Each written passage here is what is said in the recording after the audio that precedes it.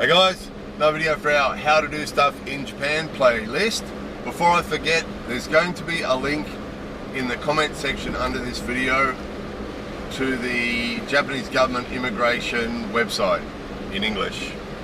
So as this video progresses, there might be people who want to check different things. That's the place to check it, because that's getting the information straight from the source.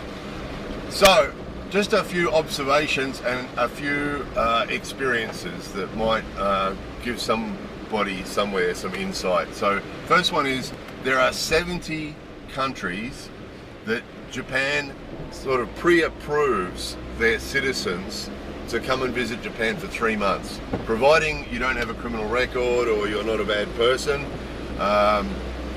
The citizens of those countries can turn up in Japan with a valid passport, and they'll have a stamp or a sticker put in their passport that says they're allowed to stay here for 3 months, or for up to 3 months, for a maximum of 90 days it is, for the purpose of tourism. So not for work. So if you just want to come visit Japan and spend some time here as a tourist, and you're from one of those 70 countries, then it's easy. So when I first came to Japan, that was how I came. And I actually came 3 times for 1 month each time over a period of about 18 months. So the first time was just to visit a friend, and I just fell in love with the place, and 6 months later I was back again, 6 months later I was back again. So that was easy, because Australia is one of those 70 countries. When I turned up, they just put a sticker on my passport, and in I went. So it was very easy. Later, what I did was I wanted to come on a cultural visa. So in Australia, I did martial arts. So I applied for a cultural visa to come and do martial arts in Japan. Now there's a list, and this is the point of this video. There's a list on the website that tells you, okay, if you want to apply for a cultural visa, here are the requirements. You know, these are the things that you need to be able to get, and you need, you know, so in that case I needed to get papers from my teachers, my martial arts teachers in Australia, and show them copies of certificates and things like that. There's a list, and there's also a form that you print out and fill out the form. Actually, I think at that stage, now you can print out the form. I think at that stage the internet was still early, and I don't think we could print out forms. I think I had to go get it from a consulate office. So, but now you can print out forms, right? And then just applied. And then what I did was, when that expired, after a year that expired, and I went to a immigration lawyer in Nagoya and paid him, I can't remember, I was trying to remember, it was either 50,000 yen or 80,000 yen, so it was either $500 or $800 to help me renew it, because I really wanted to stay, and I thought if I got an immigration lawyer to help me, that would increase my chances of being able to stay. And so he helped me do the renewal to reapply for another year. And at that time, well, first of all, I don't think his involvement helped at all. I don't think his involvement increased my chances of having that renewal approved. So I don't think there was any value in that. The second thing was, I asked him if it was possible for me to work and on a cultural visa, and he said no, right? Which I accepted, because he was supposed to be the expert. And I found out later that wasn't correct. I found out later that on a cultural visa, at that time, I don't know about now, but at that time you could apply for a work permit to allow you to work up to 20 hours a week. And once I found that out, I went and applied, and it was approved. It was really simple. Went and filled out a form. Usually when you fill out forms and submit forms, there's a fee, and usually at the consulates, usually it's all just together and it's across the counter at the consulate. In the immigration centers, if you're already in Japan and you're applying for a different visa or a renewal or something like that, they've usually got a little window away from the main counter. I think it's partly to keep the money separate, so that there's no money changing hands where the visa applications are going on. It might be something like that. So they usually have a little cashier's window separate from the main counter, and all you have to do is you go there and you tell them what the fee is that you've got to pay, and you pay the money to them, and they give you basically a stamp. So if it's 5,000 yen or 10,000 yen or whatever it is, they give you that stamp, and you put that stamp on the right little spot on your application form, right? So it's very simple. It's very simple. And so for me to get the permit to work 20 hours a week, that's all I did. I went and filled out a form and attached the stamp.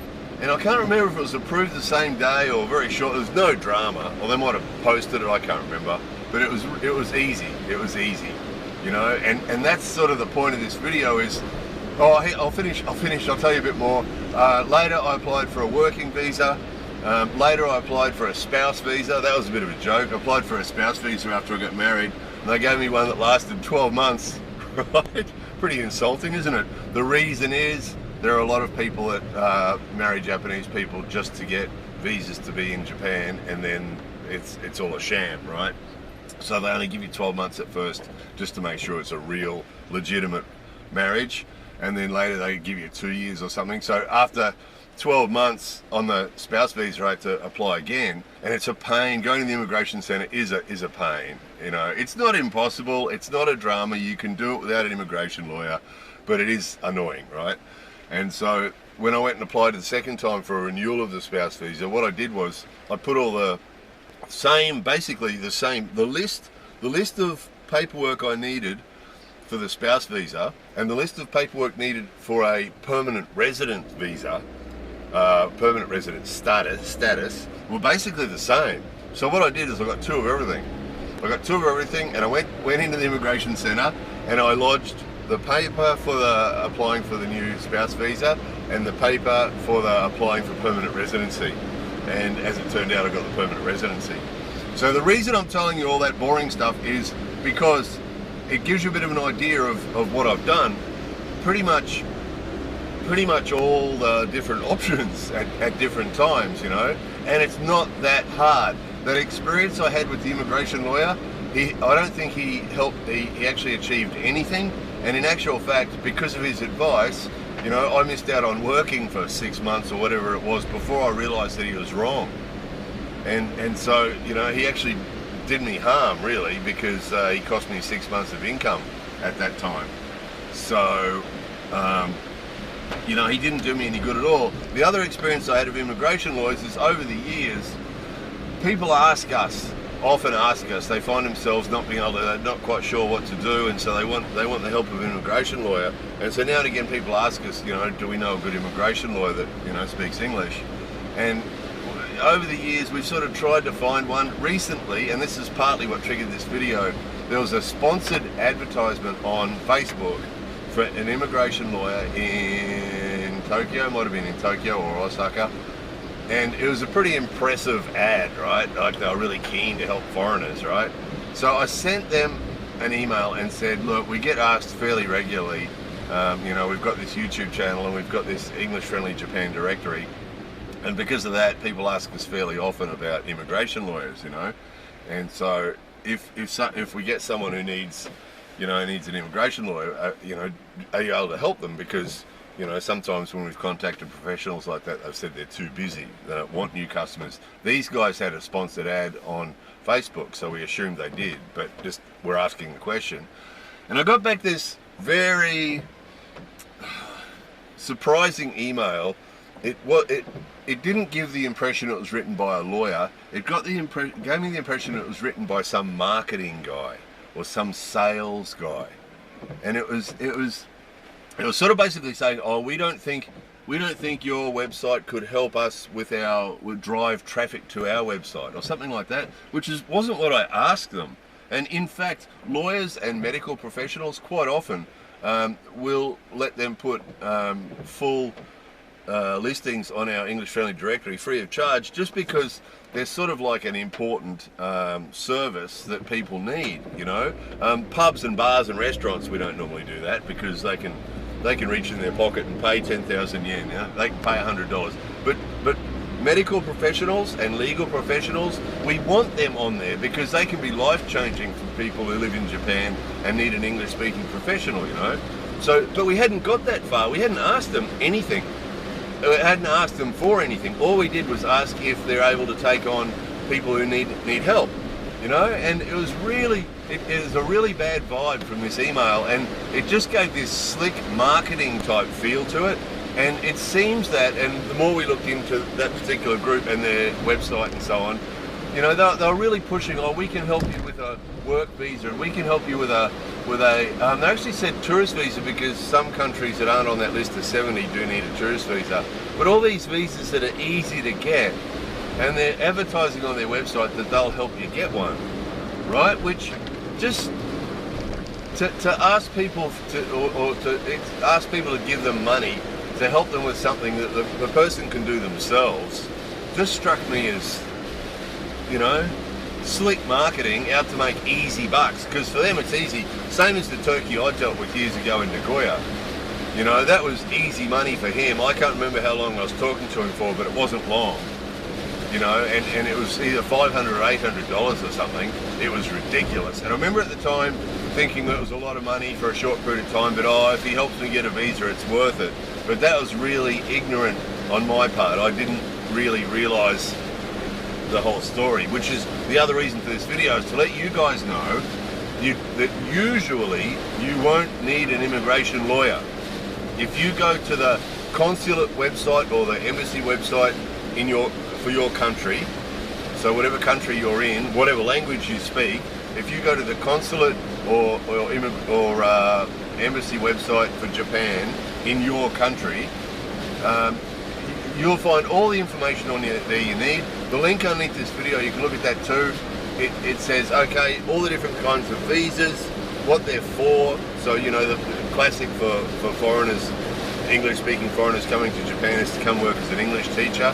That's a, what's that called? A instructor visa, you know, and so whatever visa it is, you click on that, and then it gives you the list of requirements, the list of documents that you need, and then the actual application form that you need from the government, the Japanese government. You can print that out and fill it all out. So basically what you can do is prepare everything before you go to the consulate, or before you go, if you're already in Japan, before you go to the immigration centre. And then all you got to do is, when you get there, is just pay the money for the stamp for the application. And usually it's about, I can't remember, it was usually less than $100, and get that stamp and then hand it in, you know. And the difference, whether you do that yourself or whether an immigration lawyer, you pay an immigration lawyer a ridiculous amount of money to do it for you, the result is probably going to be the same anyway. So unless you've got a really difficult case or a really unusual case, you know, in which case, really, I mean, the Japanese government, the way they work is it's all very standardized, you know. I have heard, though, there can be variation depending on which immigration officer you happen to get behind the counter. Some are more helpful than others. I can't say I experienced that myself. It was all fairly sort of robotic, the experiences that I've had in the immigration centre. You just need a lot of patience, really. You go in the immigration centre, I made videos about that place years ago. You know, you go in, you take a number, you sit down, you wait for your number to be called. You know, don't plan on doing anything else that day, because you could be there for hours. But it's no big deal. It just requires some patience. You end up sitting there for a long time watching television, you know, until your number's called, and then you hand in your forms, and then off you go. And then sometime in the next couple of weeks, they send you a card that says either yes or no. If you've got your visa, it says come on in and get your visa, or, you know, it's just typical bureaucracy, but it's not difficult. You know, in fairness to them, their website's reasonably easy to understand. You know, here's the requirements for that visa, here's the documents you need, you know, and here's the form. You can print this form, this is the form you need to fill out. So if you follow the rules, follow the instructions, you know, it should be fairly straightforward. No real need to go spend big money paying some guy that's not going to really make much difference, you know.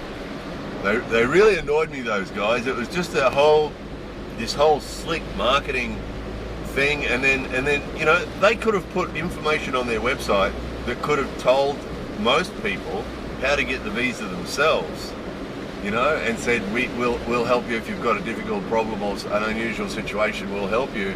But instead of that, you know, you pay us money, we'll help you get a tourist visa. Really? Really?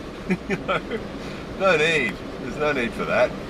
So anyway, that's the story. So before you go pay any of those robbers any money, have a look at the government website, Japanese government website. Check that out. Also, there's a lot of myths and nonsense on the internet about visas and stuff for Japan. A lot of experts, you know, telling you all sorts of stuff. Look at the government website. That's where the real information is, and see for yourself. It's not that bad, you know. So anyway, that's enough of that. You probably don't need an immigration lawyer. There's a few complicated things like it's a different topic. It's not about the visas as much, but I have been contacted by people before. Sadly, it's really common for marriages between Japanese people and foreign people to break down, and we've talked about that before. And I have over the years had many emails from people who found themselves in a bad situation. They're on a spouse visa, they just got divorced by getting divorced by their partner, and you know, they have to go back to their own country, and all sorts of dramas like that. It starts to get outside the realms of visas then. It's more, what do they call that, matrimonial law or whatever that's called. We do actually have a guide for that on Australian Directory. If you search lawyer in the search box, there is actually Sumikawa, I think it's called, Sumikawa Lawyers. Those guys do that sort of stuff, the spousal type stuff. You know, from a visa point of view, then again, not that complicated. All you need then, if you break up with your Japanese partner and you've got Japanese kids, all you have to do then is apply for a visa as a what do they call that? As a parent of a Japanese person. You can apply for a visa to get that, see? So, you know, it's not that difficult, and then just fill out all the forms and take them to the consulate. So don't panic. It's very stressful. When I used to have to renew those work visas and spouse visas and things, it is very scary, because you've got this fear that they're going to reject you for some reason, right? Which is sort of an irrational fear, really, but it's a real fear that they're going to reject you for some reason, and you have to leave Japan. And if you're established here with a house and a wife and kids, and you know, that's a scary thought, that for some reason you've got to leave the country, you know. And I think that's why, you know, some people go to the lawyers, and I'm sure that's why a lot of people stress about it. I mean, that's why I used to stress about it. The waiting, you know, you go and lodge the papers and waiting a couple of weeks to get that card that says whether you got your visa or not. That was a horrible thing. You know, it was such a relief to get a permanent resident visa, because once you've got that, providing you don't go breaking any laws, you're pretty well right, you know. So I made a video a long time ago about the difference between getting a permanent resident visa and becoming a citizen. I mean, my thinking is that it's better to be a permanent resident for a number of reasons I mentioned on that video. But that is a relief when you finally get the point where you can apply for one. And again, on that website, on the government website, have a look, permanent residency status. It's not a visa, it's a status. And same thing, it'll tell you what is required to get permanent residency status. And if you can fulfill those, tick all those boxes, you know, and give them all that paperwork, then that is a load off. Once you can get that status, you don't have to worry about it every year or 2 years or whatever. It's a relief, you know. Not to have to go to that immigration centre again is a huge relief. How's the weather, guys? It's we got a week of rain happening in Japan, so it's going to be like this all day, every day. Anyway, that's enough of that. More videos coming soon.